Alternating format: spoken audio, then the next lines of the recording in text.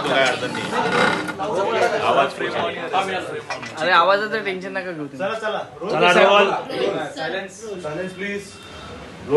साहेब, आजची जी दुर्घटना घडलेली आहे अतिशय गंभीर आणि वेदना देणारी दुर्घटना आहे.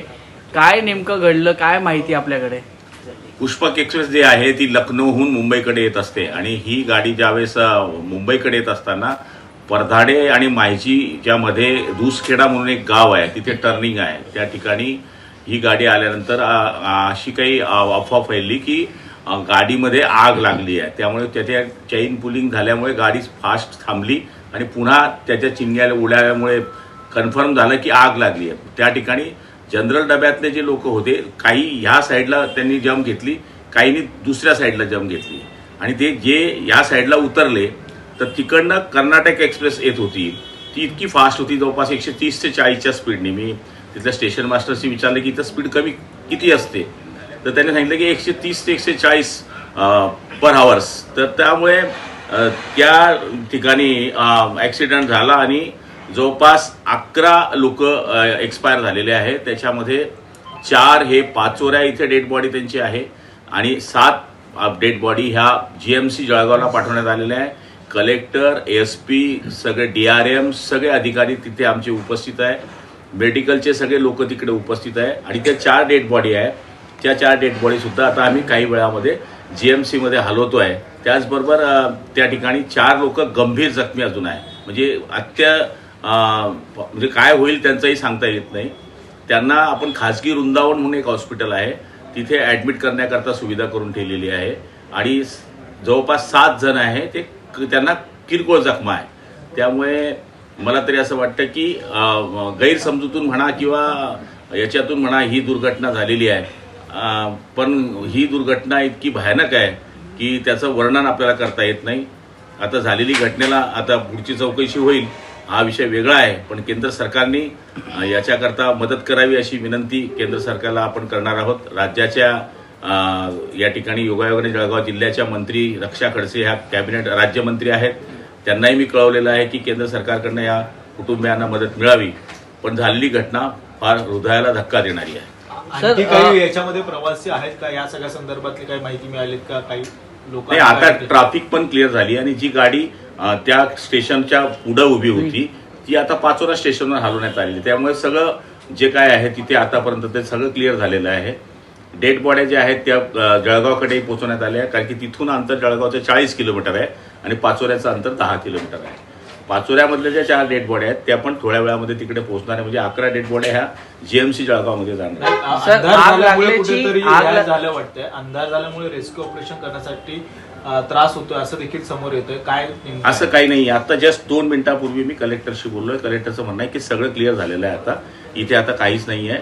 जे आता रुग्ण होते त्या रुग्णांना मी त्यांना विचारलं असता ते म्हणले की सिव्हिलमध्ये आहे, पण तिथे जास्त अत्यंत तातडीचं असल्यामुळे त्यांना मी आदेश केले की आपण त्यांना खाजगीमध्ये लगेच त्वरित पाठवा. तर वृंदावन हॉस्पिटल एक चांगलं हॉस्पिटल आहे, तिथे आम्ही त्यांना वर्ग केले. सर, आग लागल्याची सुरुवातीला अफवा म्हणून बोललं जात होतं, पण नेमकं काय घडलं? अफवा होती की खरोखर आग लागली होती? आता ते स्टेशन मास्टरचं असं म्हणणं आहे की त्या ठिकाणी अफवा आहे असं त्यांच्या प्रथम दर्शनी आलेलं आहे. त्यामुळे चैन पुलिंग झाली. चैन पुलिंग झाल्यामुळे ती गाडी एकदम चालण्या स्पीडमध्ये जर थांबली तर चिंग्या खाली उडतात, हे आपण सगळ्यांना माहिती आहे. त्यामुळे पुन्हा त्याच्यावर शिक्कामोर्तब झाला की खरंच आग लागली आहे. नाही, पण आग लागली होती का फक्त त्या चिंगाऱ्या होत्या? नेमकी काय? आग लागलेली नाही आहे. आग लागली नव्हती, म्हणजे अफवा होती आणि चैन पूल केली आणि त्याच्यानंतर ज्या चिंगाऱ्या उडाल्या त्यामुळे लोकांना वाटलं की खरोखरच आग लागली. तसंच होतं. सर, आता हा मृतांचा आकडा आहे तो अधिक वाढण्याची शक्यता आहे, त्या संदर्भात काय अधिक माहिती आहे? हे बघा, आता 4 लोक तर अत्यंत गंभीर अवस्थेमध्ये आहे. त्यामुळे काय होईल काही सांगता येत नाही, कारण की हा आकडा 15 पर्यंत जाऊ शकतो. कारण की 4 एकदम सिरियस आहे असं कलेक्टरांचं म्हणणं आहे आणि 7 जे आहेत त्यांना कमी जखमा आहेत, ते सुरक्षित आहे. सर, यांचा काही ओळख पटलेली आहे का? कुठले काय त्या सगळ्या संदर्भातली काही माहिती समोर आली आहे का? तर प्राथमिकता अजून तशी काही माहिती नाही आलेली. पण त्यात पहिली गोष्ट होती की त्यांना तिथून उचलणे, त्यांना हॉस्पिटलमध्ये नेणे, जे जखमी आहे त्यांना पोचवणे. म्हणजे काही वेळ तर कलेक्टरने आमचं सुद्धा बोलणं कमी होत होतं. याचं कारण त्यांना मी पहिले सांगितलं की माझ्याशी बोलण्याच्या ऐवजी पहिले तुम्ही तिथं करा, नंतर माहिती येत असेल ती येईल. पण कोणी जर आपल्या लवकर पोचल्याने लवकर मदत केल्याने वाचत असेल तर ते सगळ्यात महत्वाचं आहे, ते मस्ट आहे. तर त्या पद्धतीने आपण आपल्यापर्यंत जे करता येईल ते केलेलं आहे. नाना पटोले यांनी यावरूनच टीका केलेली आहे. त्यांचं म्हणणं आहे की रेल्वेच्या कवच योजनेचं काय झालं. हे बघा, आता ही घटना किंवा स्टेशनच्या चुकीने झाली किंवा याच्या चुकीने झाली असं नाही आहे. याच्यामध्ये तरी कोणी कृपया राजकारण करू नये.